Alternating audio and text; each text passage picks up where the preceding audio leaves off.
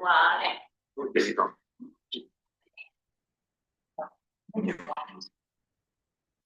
All right, we're gonna get started. So we're here for sort of a public input session. I think many of you have submitted letters of interest and have generously come to talk about them and answer our questions. I think what we're going to do is start with folks who just have come to give general public comment and input, but didn't submit a letter of interest. Give those folks an opportunity to give their input first. And then we'll turn to the folks who did submit letters of interest. This is a 3-member subcommittee of the Opioid Settlement Funds Committee. City manager, I am not a member of the committee. For this session, we're going to generally operate under the council's normal public comment rules. So I don't think it's going to be an issue, but public comment should be appropriate to the topic that we're talking about. Language should be not abusive or crude. And we are generally going to limit speaking to 5 minutes instead of the normal 3 minutes that council does for public input. But then there'll be additional time if the committee members want to elect to ask questions after that 5 minutes is done. Anything else? Is there anyone here who did not submit a letter of interest and is here to give sort of new input? This one? Please introduce yourself. Hi, my name is Tyler Shanahan. So I did speak a little bit about this at city council meeting, so the homelessness and drug use connection, the opioid crisis and the issue of homelessness are deeply intertwined. Substance use disorders often lead to housing instability, and in turn, homelessness can exacerbate drug use due to the harsh realities of living without a safe, stable place to live. This creates a vicious cycle that is incredibly difficult to escape. People experiencing homelessness are more likely to use drugs to cope with trauma, mental health issues, and the sheer desperation of their situation. Similarly, addiction can lead to job loss, family breakdown, and financial ruin, pushing people into homelessness. A plan for stability, recovery home scholarships. This plan proposes using opioid settlement funds to create the Pathways to Stability Recovery Housing Scholarships Fund. This initiative recognizes that safe and stable housing is the foundation of long-term recovery and is a critical step in breaking the cycle of drug use and homelessness. The scholarships will remove financial barriers, providing individuals with a supportive, substance-free environment immediately following treatment. Recovery homes offer a critical bridge between a structured treatment program and full independence. They provide a safe haven from triggers, a community of peers for support and accountability, and a structured routine that encourages healthy habits and productive activities. For many, however, the cost of these homes remains a significant barrier, pushing them towards an uncertain and often dangerous living situation, which dramatically increases the risk of relapse and continued homelessness. However, how the scholarship program will work. The scholarship program will have strict eligibility criteria to ensure funds are used effectively. Applicants must be actively engaged in a recognized treatment program and demonstrate a commitment to sobriety. Scholarships will only be paid directly to vetted and certified recovery homes that meet standards for safety and quality. The funds will typically cover housing costs up to 2 months with possibility of extension. This provides a stable foundation while recipients find employment, build financial independence. By paying the scholarship directly to the recovery home, we ensure the funds are used for their intended purpose, The program will track key performance indicators such as the number of people served and employment rates to measure its success and ensure accountability. In conclusion, investing in recovery housing scholarships is direct and impactful way to address the opioid crisis.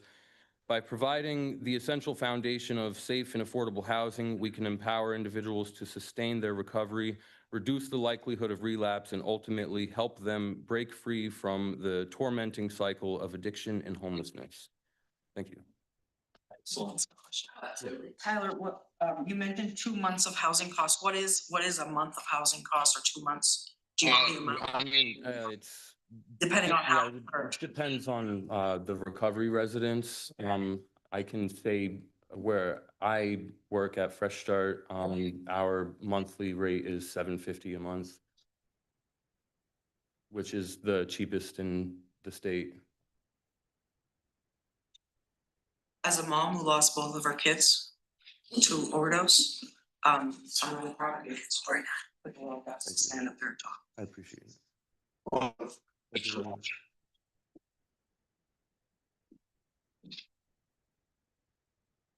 I'm sorry, I had one too. Sorry, I didn't have my hand up. just here for general comment. Wonderful, please. Come on.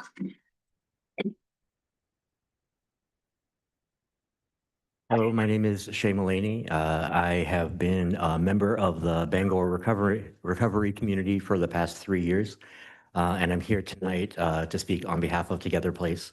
I became involved in Together Place a couple of years ago. They have provided a lot of support for me and for many other people in terms of maintaining sobriety, developing community connections, having resources that we can access to help us not just to stay sober alone, but also to stay sober in the community and be an active participant to give back to other people. And so having a place like Together Place where, you know, we have recovery meetings, we've got peer support specialists, you know, there's a diner where you can get volunteer and work experience, which can help you with your food stamps, getting those hours. And just, you know, around creative arts programming has just been really instrumental and invaluable. And it's been a member of the community for, 44 years. And I became more deeply involved recently with the report of the loss of funding that Together Place is facing. So the center is facing a crisis and is desperately looking to be able to keep that open. And I can speak personally on what a loss that would be. And then in my professional context, I've also worked with quite a number of homeless youth in Bangor, many of whom I have referred over to Together Place access services there, and have witnessed changes in growth in them from their use of the center. So not just for myself, I can see the benefit directly to Bangor on an everyday basis. So I just wanted to come and express my support for Together Place's letter of intent. Could you spell your last name for me? Yes, Mullaney, M-U-L-L-A-N-E-Y. Thank you. Thank you for your time.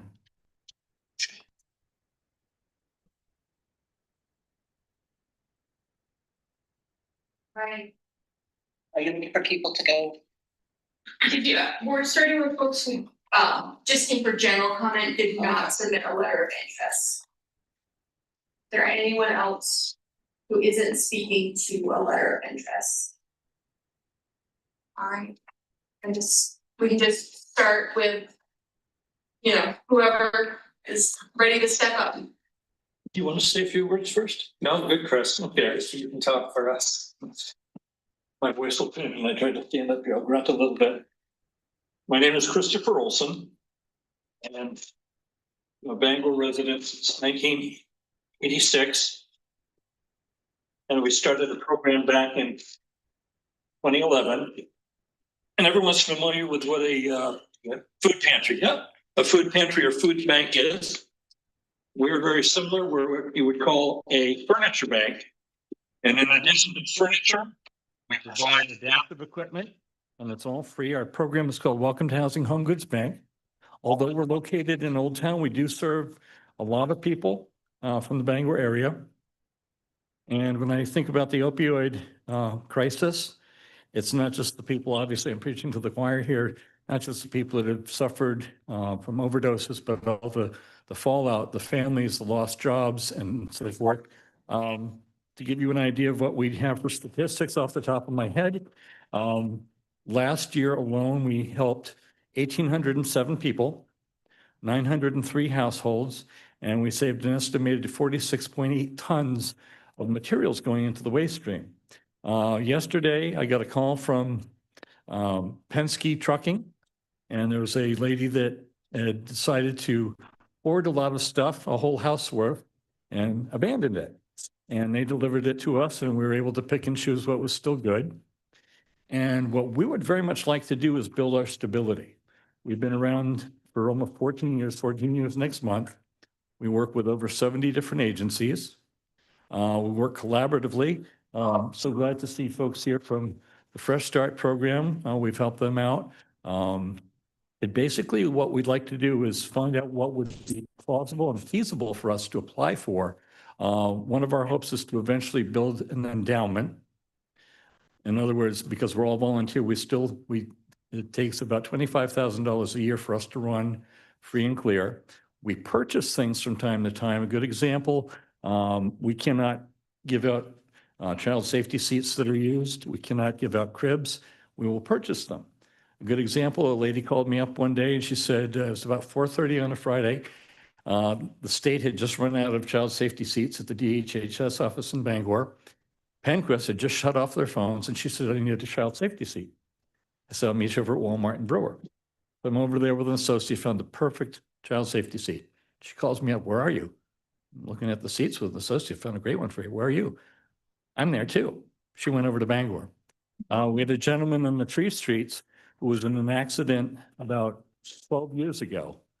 His wife called up, we got him in a wheelchair, a used wheelchair. And obviously with my condition, I know what it's all about. She was trying to describe something because of his mobility issues. And I said, you mean a commode? She goes, yes, a commode. And a few days later, she calls me up and says, it's not too much to ask. Any chance of getting a queen size bed? And I kind of had to laugh. The Hollywood Casino was unloading about 50 queen sets and they were all sealed up in cases. So when we got them, they looked brand new. This gentleman and his wife were sleeping on a bed where the box spring was collapsing. He couldn't get a decent night's sleep because it was sloping and he was rolling off the bed pretty much. But we help a lot of different people for free. And I just wanted to be on your radar more than anything else. And if anyone has any questions, Craig is a really great support. He's helped us get connected with some of the banks in the area. And what we're trying to do is build up our annual fund and eventually build an endowment. We own our building free and clear, thanks to Stephen and Tabitha King. It's a 6,400 square foot house up in Old Town, used to be Dr. Ritter's office, and it's a great warehouse. Appreciate the opportunity to be able to speak here, and I'll tell you, the renovations are nice. Not to have to ride the elevator to get to the campus. Thank you. Thank you. Thank you. So I anticipate that everybody that speaks tonight is going to have a number kind of application. Yeah. Yeah. Can I just ask one question? Sure. So I think one of the committee's challenges within the framework of the opioid settlement fund is connecting the money that we give to the target population. Mm-hmm. Do you have any statistics or the ability to track? That's the one challenge we face because so we serve clients from about 75 agencies. What we take in for information is the age range. We go from like 0 to 17 and 18, I think it is, to 40 or something, go up, find out for a veteran how many people in the household. But because of the HIPAA regulations, what I could do at some point is I could actually send out a survey to some of the agencies like Penquest and so forth and get a ballpark of how many people. But we had one guy came in one day, told us he was happy about it. So I've been resuscitated about 3 times by Narcan, and I was stunned. The same day, we also had a gentleman from a few years ago. I don't know if you remember a story about 5-6 years ago. A guy fell asleep in a dumpster, and he said, "Remember that story?" I go, "Yeah." And he goes, "That was me." I'm like, yeah. But we can certainly try to track that down anonymously, but we just have to be really careful of HIPAA because we are insured. We have liability insurance and everything else, but And I knew that would come up, but that's unfortunately one thing. We went through that recently with a wheelchair. We got a bariatric wheelchair from a donor to a person that needed it, and the caseworker in between was having an issue. And I said, we don't need to know any personal stuff. All we need to know is how many people in the household, age range, are they a veteran or not a veteran? Okay. Thank you. So do you, I guess the title of it is opioid settlement fund. So I know you said, you help out at different places. Do you know the percentage of people you help that are, suffer from opioid use disorder? That's the issue, is that we can't Yeah. broach that. I mean, and I would be happy if need be to send out an email to some of the caseworkers and get a ballpark. We just have to be really careful, especially because we're all volunteer. Yeah, I guess too, like, if we knew it was sober living homes precisely, like. I can tell you that we help sober living homes, we help Wellspring, we get volunteers. But I mean, like the random person that needed a car seat, you know what I'm saying? Like, right. we can't, like, we have these rules to follow. Exactly. Sure, so I don't know if we could, are we able to specify, we'll give you this money, but it's gotta be this? I almost wonder if one of the things, if we could designate the money, put it in a separate account and have a caseworker say, you know, this family is falling apart because one of the parents died from opioid. Yeah. Something. We can certainly do something like that. I'll probably explore it. Yeah, I was just wondering. And in the meantime, I'll try to do some research too. Thank you. You want to? Go to the other side. Thank you. Good evening, members of the committee. My name is Joseph Hartel. I was the executive director to the Together Place Peer Run Recovery Center. Before I was in this role, I was someone in the fight myself. I know firsthand the pain of addiction, and I know the power of recovery. When people are given a real chance, amazing things can happen. And Together Place is built on this truth. We're a peer-run recovery center operated by and for people who have lived this journey. Every day we open our doors to people who are struggling, offering meals, housing, assistance, readiness, peer support, volunteer opportunities, and dignity to be treated as equals. For many, we are the only place in Bangor where they feel safe and understood. But I must also be honest with you tonight, we are in a severe financial hardship right now.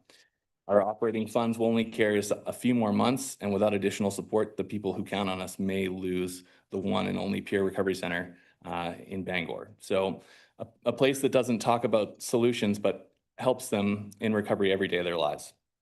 The opioid epidemic has devastated Bangor, specifically the area that the Together Place is in.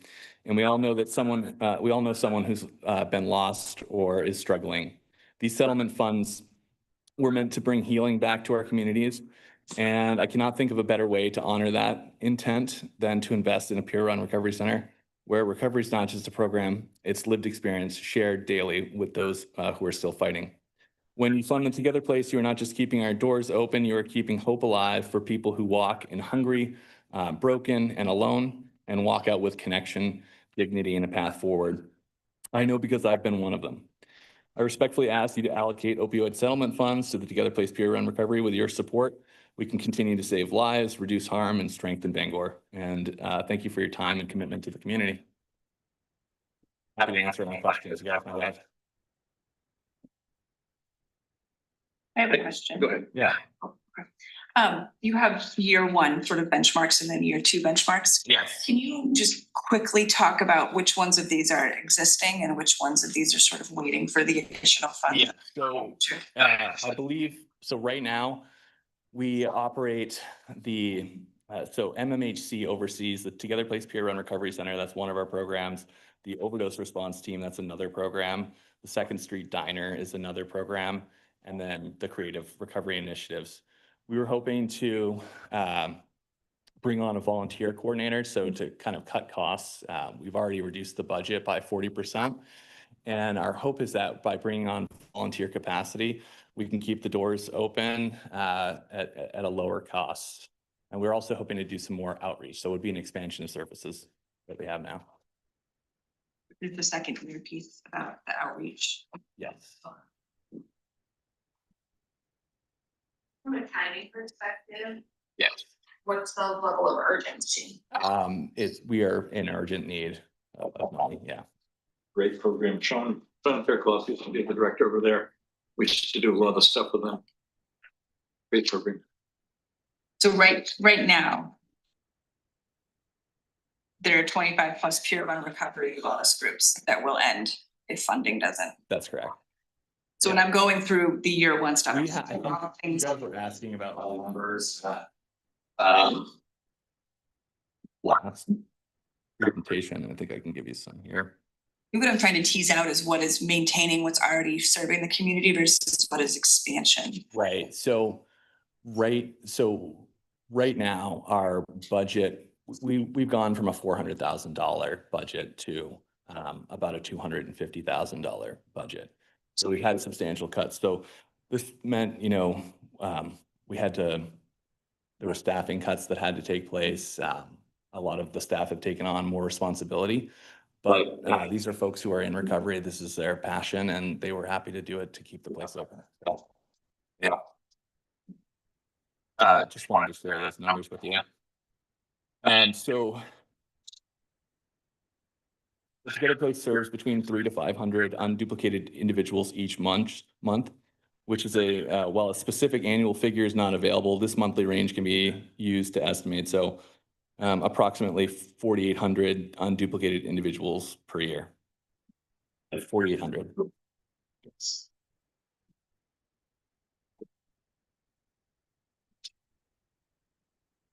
And I think I failed to mention our workforce program. So we have a program called Employment Connections, where we employ 9 folks who are mental health consumers to do health through the state of Maine.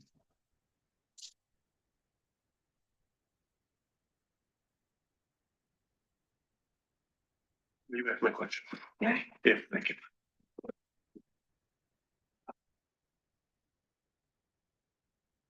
Any other questions? Yeah, you do. Thank you. Why?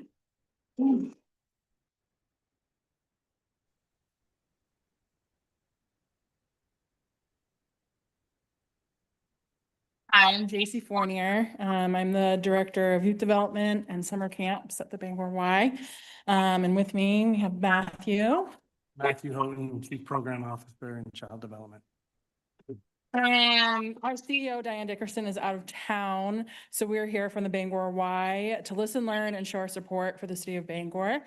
And our community's efforts around the opioid use disorder, prevention, harm reduction, treatment, and recovery. As our letter of interest stated, our new YMCA in downtown Bangor will directly support the city and state strategies regarding the opioid settlements. From on-site direct health services to vital wraparound services like comprehensive childcare for recovery support.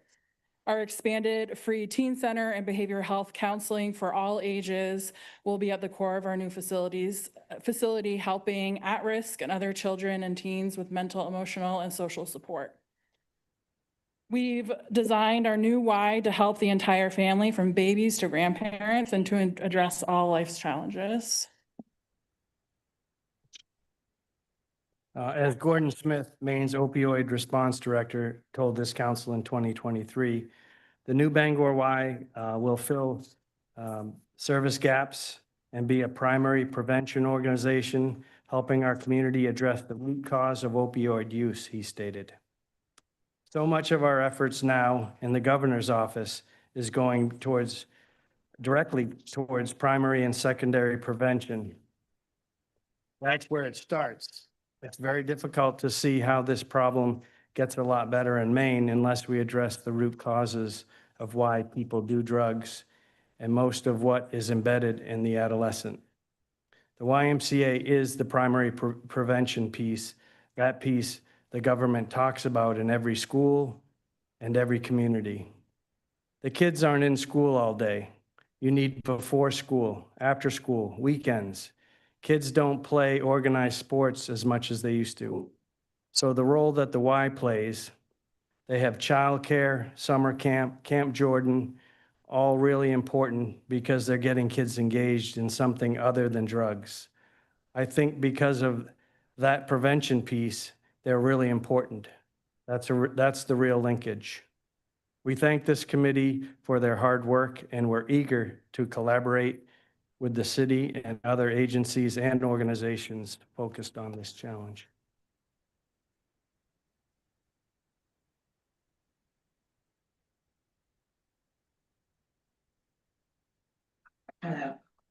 Um, has any of this construction already started? We just received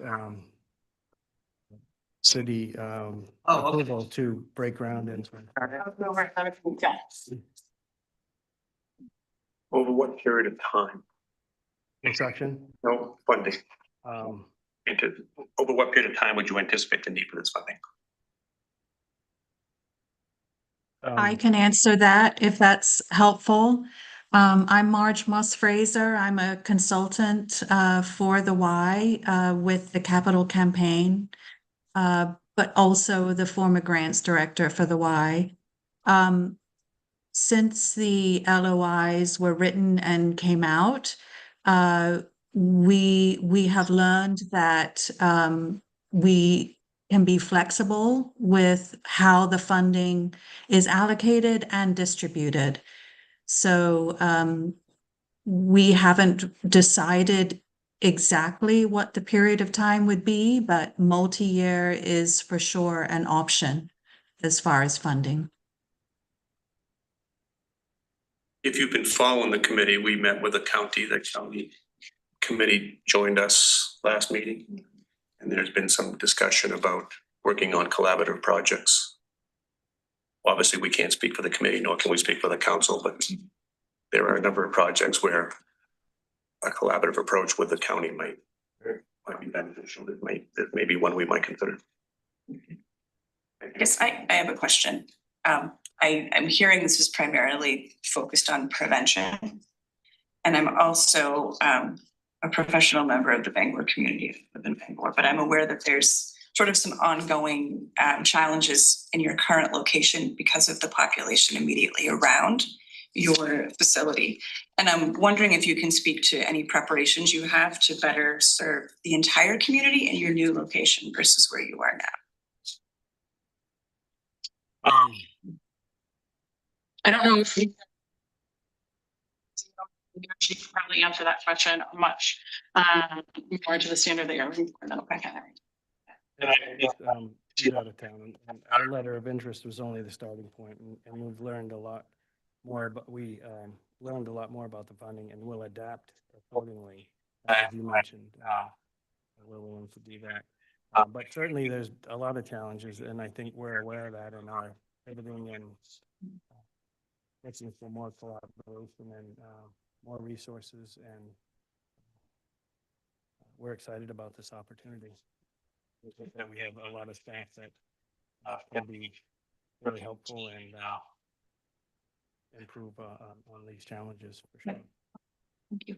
I asked where the new location is. I might have missed it in all this. It's on Main Street, right across from Bangor Waterfront Concerts. Yeah. And the duration of the bill is how many years? 3? 27, so yeah. Yeah. And will it be, are you anticipating that if it goes to schedule that it'll be fully open or? Yeah. Okay. Your expected opening is August 2027. Yeah. So 2-year bill. Okay.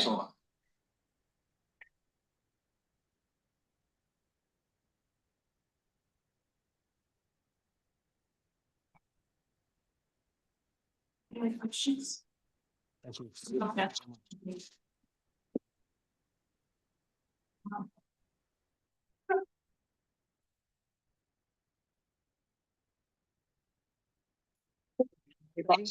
My name is Suzanne Farley. I'm the Executive Director of Wellspring. I think many people know of Wellspring. We have been in the community of Bangor for 60 years. We exist to provide structured substance use treatment. We provide residential and outpatient services, both substance use counseling, intensive outpatient counseling, as well as we are the treatment provider for the adult recovery court. And we also provide co-occurring mental health services, since most of the people who come into our programs also have a need for mental health services, as well as the treatment for substance disorder. Wellspring is in a financial crisis. We are experiencing our third year of losses. Cash flow is getting very, very tight. It's very difficult to keep up with expenses right now. So we come to the city tonight to ask for your support and your help in general operating expenses, predominantly in our outpatient programs. The main care reimbursement rate for many main care agencies we find is inadequate. And they have the years between when they actually look at increasing those rates are far and few between. The costs of employing staff, competent staff, capable staff continues to rise. We've been unable to keep up with hiring the needs that we have. So that creates a sense of burnout among staff that we have. Turnover becomes very high. The quality of care can decrease. What we really do need is general operating support right now to help us kind of get ourselves right-sided so that we can continue to provide these very, very important services in the community. Particularly for when we're doing outpatient services, there's many reasons that people don't always get to treatment, but when you're dealing with substance use disorder or mental health, sometimes getting to your appointments is behind a critical need for survival. Sometimes I can remember counselors talking about connecting by telehealth with somebody who was living in a tent and there was a fight going on next door, or transportation becomes an issue or childcare becomes an issue. So people don't always get to their appointments. We still maintain the staff, much like fire departments do. We're there, we're ready to serve, and it costs money to employ good, capable staff.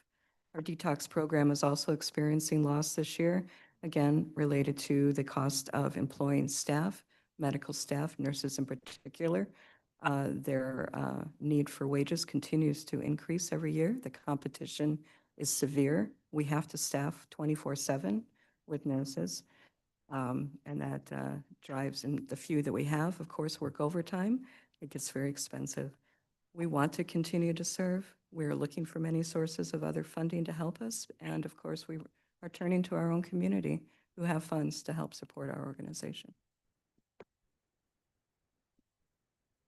At time of application, you'll have a sense of funding request. You betcha.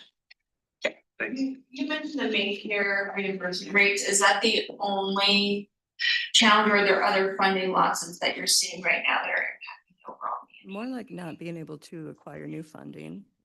It's very severe. We certainly always go out to grant applications, and we put in very good grant applications, but they're not always funded. And so more than 95% of our funding comes from main care. Okay.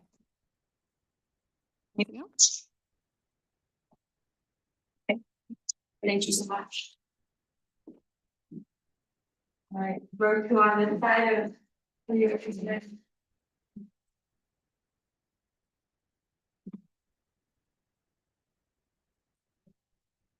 Hi, I'm Robin Carr, and this is Looking at Bryce, and we're from Denver, Pennsylvania. And the Applicant submitted a letter of intent mainly so that we could get some information on gaps with two kind of distinct populations to be thinking about with funding efforts. And I'm going to talk about the first one, and Athena's going to say a little bit on the second one. And the first one that we talked about in our letter of intent was resources for kinship caregivers and the children that they're caring for. And a kinship caregiver is any person acting as a caregiver, related or not related, who's stepping in to care for children when their parents cannot. It's one parent a lot of times, but it's older siblings, it's siblings, no relation at all. It's become really increasingly common, and the driver of that is the opioid crisis. I have 3 kinship caregivers in my family, and maybe some of you do too. some of these are formal situations, child and family services is involved, there are legal arrangements. But that's actually the majority of these situations are informal arrangements where people are stepping in to care for kids, maybe temporarily or long-term. It's often something that is, people do in isolation. And how often this happens, there are like conservative estimates that for every one kid that's in a formal arrangement, there are 18 who aren't. And so this is really a gap service area, and it's a population who feels, for many reasons, a lot of risk about coming forward to seek services and help for fear of, having the rug pulled out from under taking care of these kids. So when this is happening, when kids are, welcomed into these caregiver situations, there's often a lot going on. Maybe there's a situation, and these caregivers are really doing all that they can to stabilize the situation and provide basic support, let alone think about getting this child to a soccer game or helping them get their driver's license or apply to college. But those are the exact things that we really want to be doing with this situation. I've been doing prevention work for a really long time. And if someone said, if you could wave a magic wand, if there's anything you could do, if there's any possibility to change the trajectory that we're on, watch the situation in 10 years, this would be the population I would focus on, these kids that are in these caregiver situations and the families who are supporting them. We proposed a caregiver navigator program as a way to address that, but there are perhaps other solutions that could reach this population as well. For your consideration, and really anybody who's watching this, you might want to bring forward an application to work with this group. So that's the give it right action set. Thank you. I wanted to talk about a service hub and the expanded SSB program, a syringe exchange program.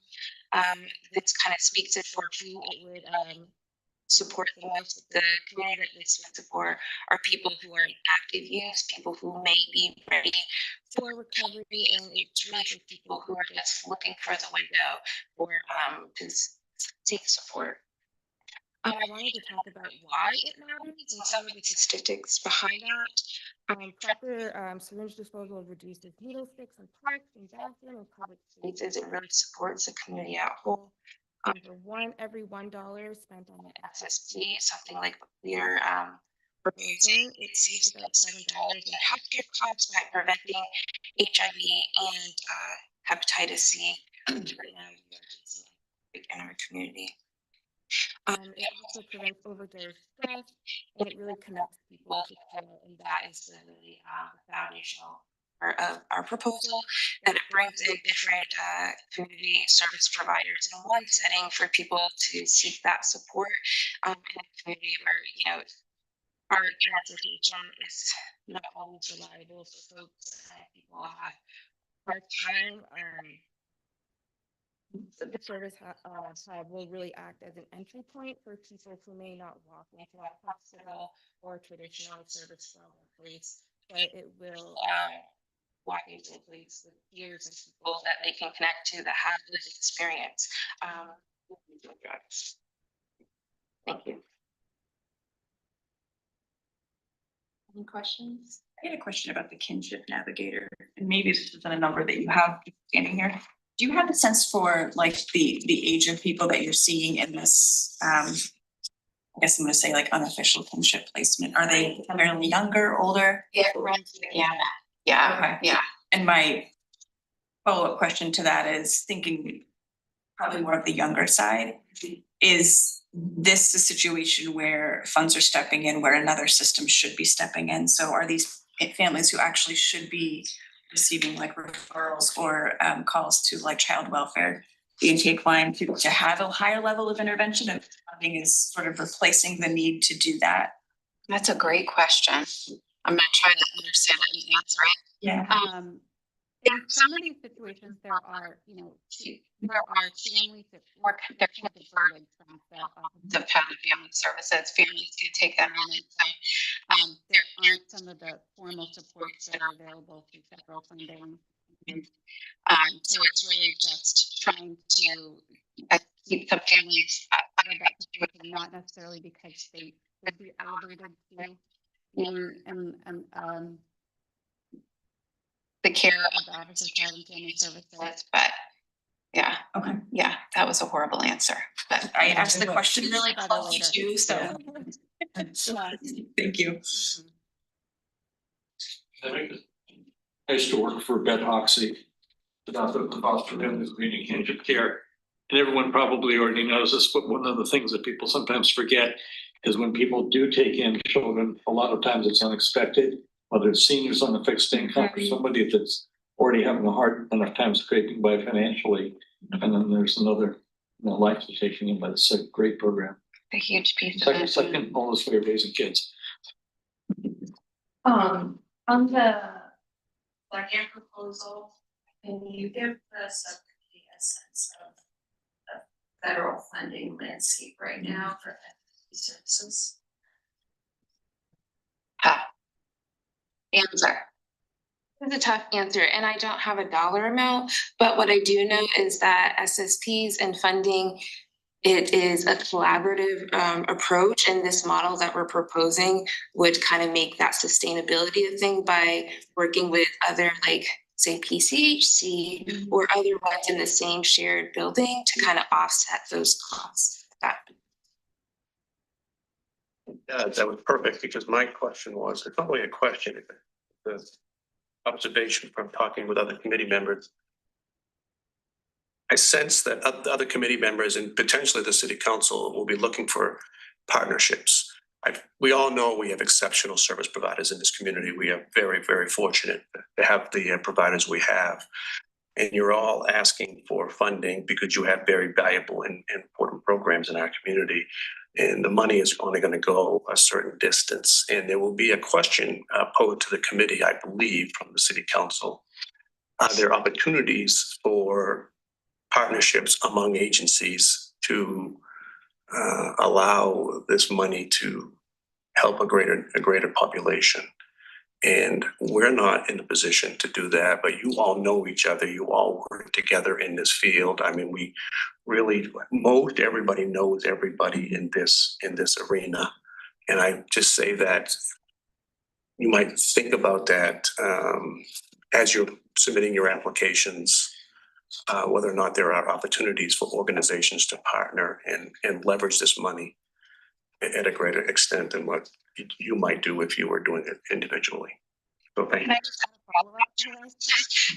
The Community Partnership Foundation is a program that the letter of interest was talking about. And I think Bangor Public Health, we've done that really well in the past. The overdose response team is a really great example of how we've done that. Bangor Public Health only provides a portion of the direct service.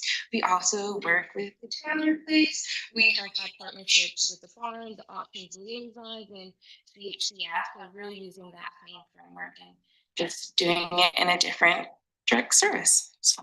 Well said. Thank you. One group that ties a lot of us together is Penobscot County Cares. Doug Dunbar, I'm surprised that he's not here. They have a meeting today before they meet every other week, and I can bring it up with him. He did submit a letter. Excellent. Is there anyone on this side of the room who hasn't had the opportunity yet? Do you wish to speak to a letter of interest? I can. Wonderful, less prepared, everybody prepared to look some speeches. I'm not. It's mostly here to listen, but I'm Haley Williams. I'm with Wabanaki Public Health and Wellness. I'm the grant manager there. I have the privilege of holding a lot of stories and community needs and gaps and strengths and gifts. So I guess I can speak a bit about that. Wabanaki Public Health and Wellness, there's like so many people in this room. We do kind of the whole kit and caboodle, everything from prevention to recovery homes to the peer groups, but considering the small pot of money and the depth of needs, we proposed a smaller act, something that would capacity building and would improve safety and I can see would make a big difference for both the patients and clinicians that are here or detox facility. So happy to answer any questions you might have.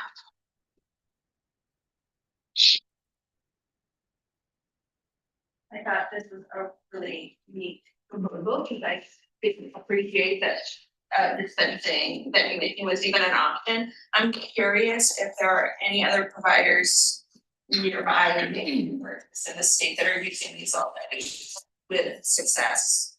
Yes, so again, I'm not a clinician, but it's my understanding that this is a very common machine, a medical dispensing machine.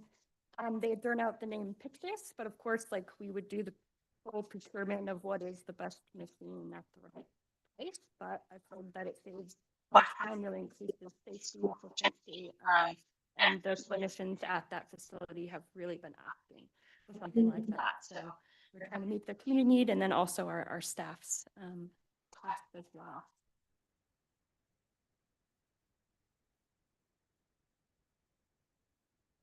Does it give them a prescription or the actual medication they need to take that day? So again, I would need to do more of my own research. Yeah. But I believe that it's, connected to like the electronic medical record. So it has that aspect. So it knows the client, it knows the like the prescriber information and what that client is supposed to receive. And then it doses it appropriately. And I believe it's like a refrigerated system that a pharmacy stocks. So then the right amount of medicine comes out for that patient. And that's why it improves the safety because there's no error, right?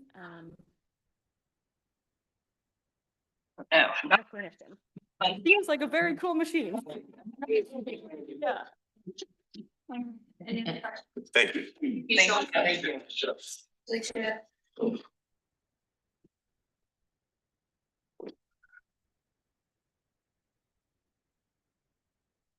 Thank you so much for listening to all of us. It's a good project to try and figure out who gets the money. I want to start out with my name is Elliot Estabrook. I live out in Milford, if that means anything. Anyway, I want to start with an illustration. When there is a crisis, let's say a fire, there's always two things that it is dealt with. And I'm sure, Chief, you understand this a lot better than I do. But first, let's put the fire out, make sure everybody is safe. The second is equally and maybe much more important in the long run, and that is the review afterwards. What did we miss? What do we need to do? What can we change? What else would help us? What I've heard tonight is pretty much everything is at first stage. And I don't mean to be disparaging in any way. That's where the fund should go. But my thinking is widen out a little bit and review. What are some problems in Bangor? Obviously, addiction is a problem and its treatment. But in general, medical, the lack of medical personnel. Anybody that's tried to make an appointment, get an operation, whatever. It's always important to us. This is the editorial I wrote in Bangor Daily.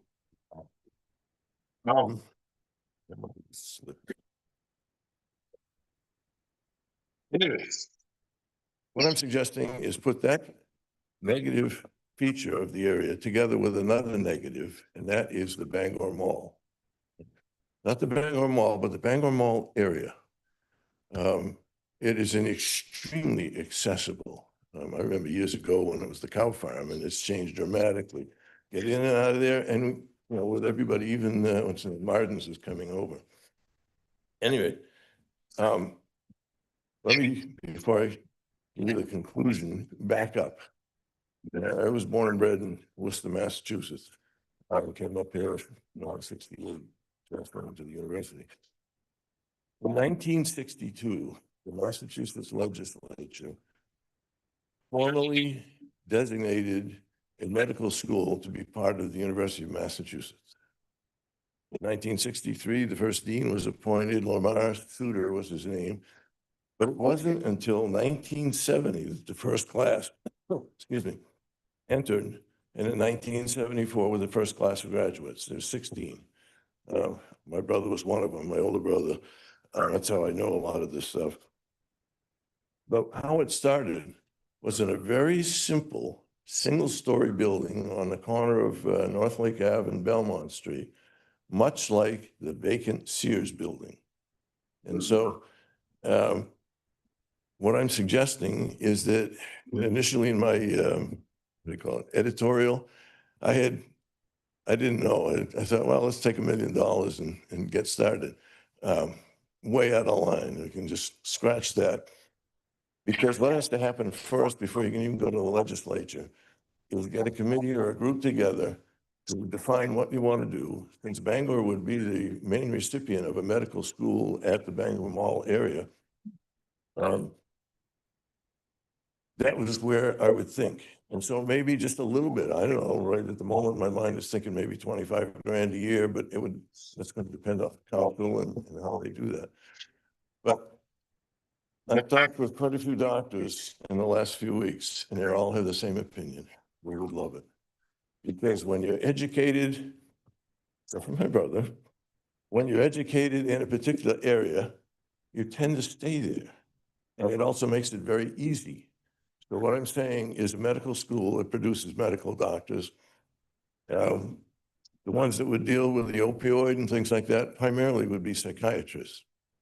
But I just found out this morning from my PCP, who's a DO, that he also can prescribe the appropriate medicines and things like that. So we're partway there. But that's my whole thing is I think we ought to take the Bangor Mall, get started, and get a medical school going there.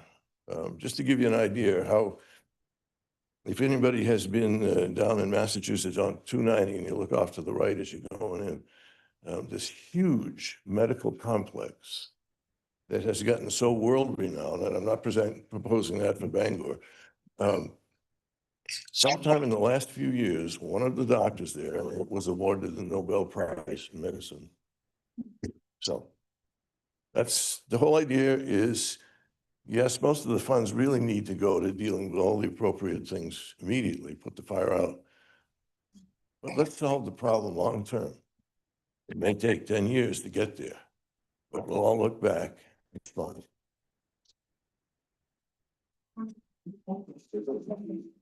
Right on time. Yeah, well done. I read your editorial. As a resident, I would certainly be supportive. I don't know that this committee, I don't believe this committee has the funding to. No. But I'm saying there is some money there. Yes. Maybe this, somebody has a conversation with some of the councilors or whatever and see how they'd want to proceed. See you again. We're hoping she does these discover Bangor. Yeah. You know who she is. Yeah. But you're not supposed to promote anything with her name on to get blackballed.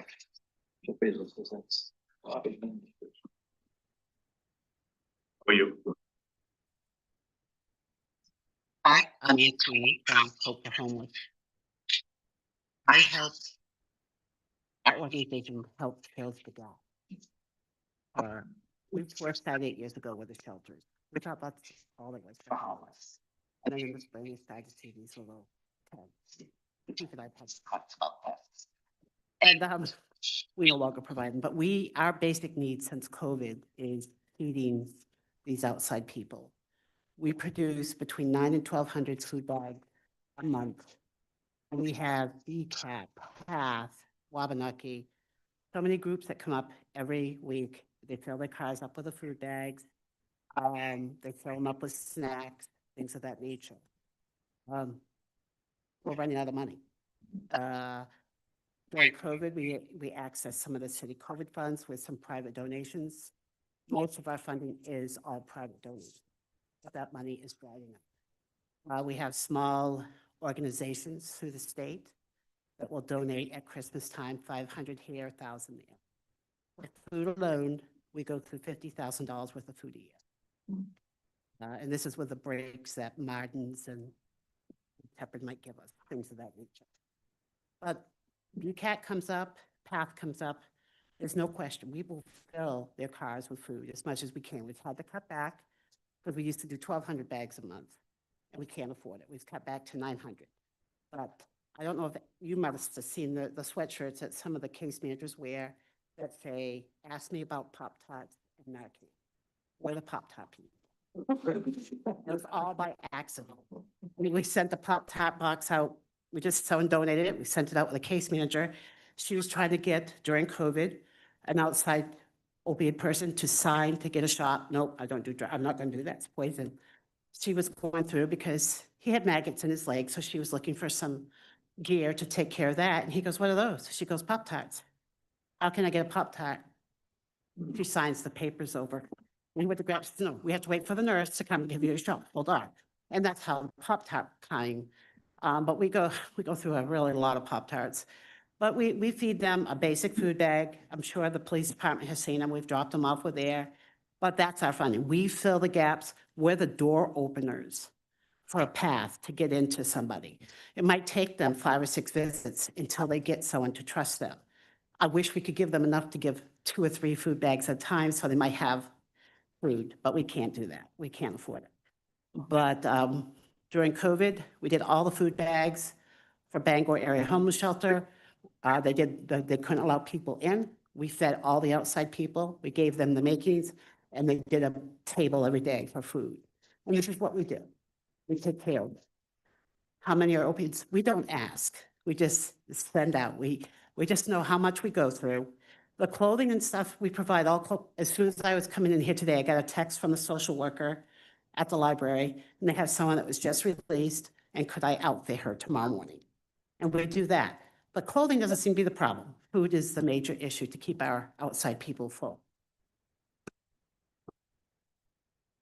You say $50,000. I'm sorry, were you done talking? Yeah, food is $50,000 a year. A year. Okay. Yeah. And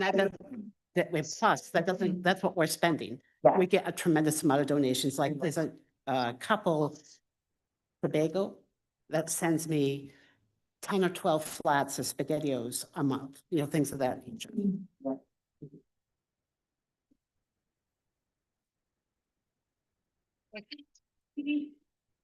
Are you distributing only in Bangor, or is it broad? We do Penobscot County, but we try to stay specifically in Bangor. We have been asked, my husband said no. And you know how well I listen to Ken. But we have been asked to go over down east to open a Hope for Homeless there.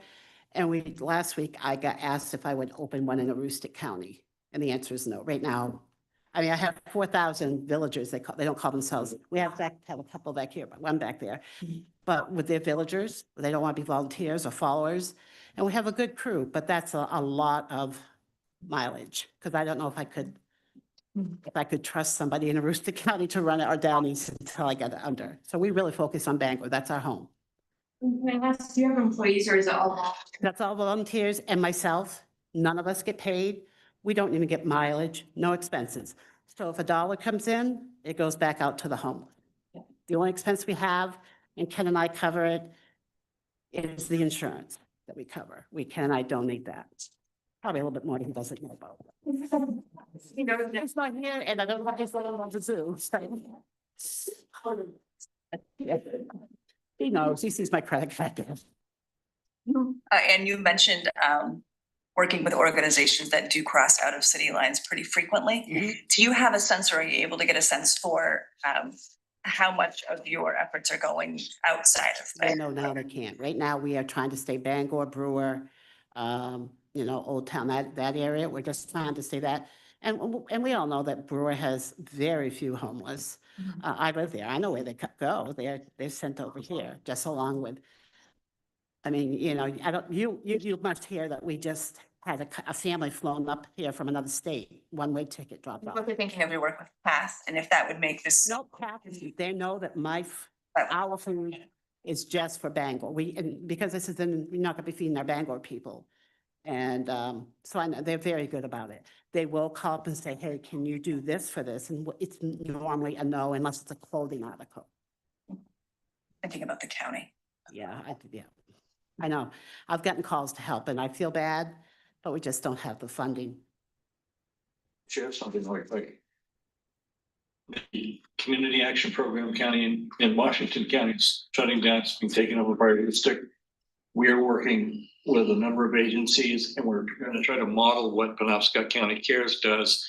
Because Hancock and Washington already work well together. We already have a lot of contacts in Aroostook County. There are 2 furniture banks, for example, up that way. We're gonna be working to do, hopefully like Penobscot County Cares, and meet every other week or every month virtually.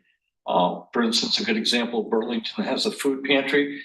That's Penobscot County, but they have people coming in from Danforth. So I think the collaboration thing is gonna be really good. Great, thank you. Any other questions from the committee? Thank you. Thank you so much. Is there anyone else in the room who was hoping to either speak to their proposal or just generally on the topic? Out of an abundance of caution, I'm gonna make sure none of these attendees were hoping to speak.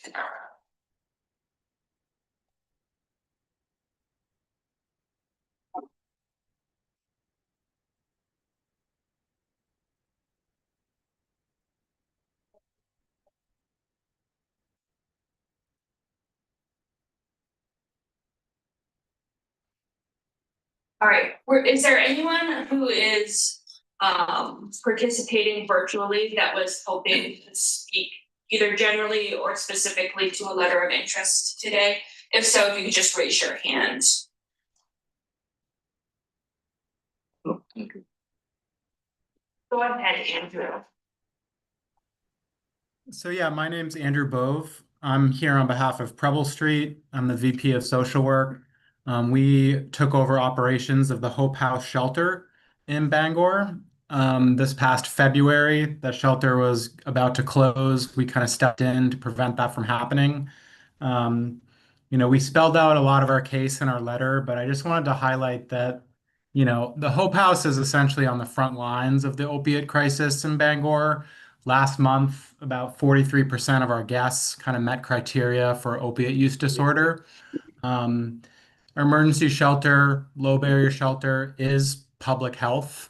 We feel like the use of this funding to assist operations of the shelter make a lot of sense and is really important for Bangor and just, the folks served shelter.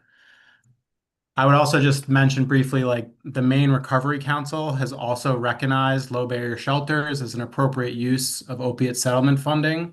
And so, yeah, we feel really passionately about our application and letter.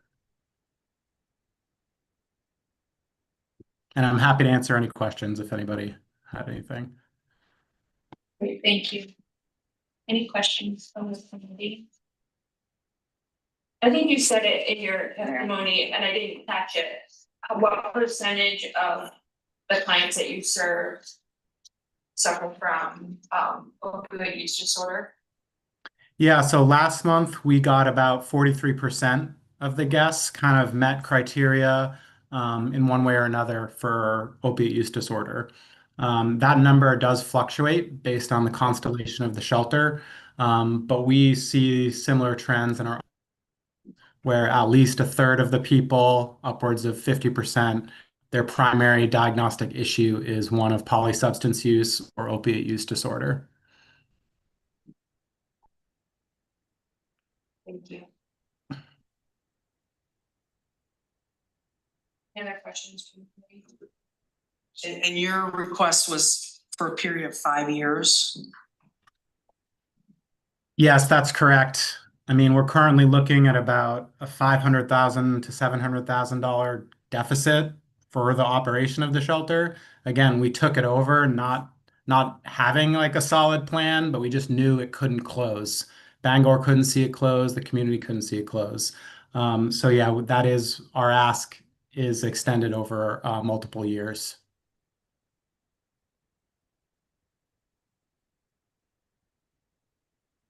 Thank you.